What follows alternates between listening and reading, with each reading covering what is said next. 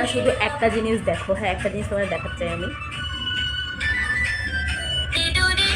dum do do dum do do do do dum dum do do do do dum dum dum do do do do dum do do. মানে ও কতটা পাকা হলে ও গান শুনছে আর গান করছে।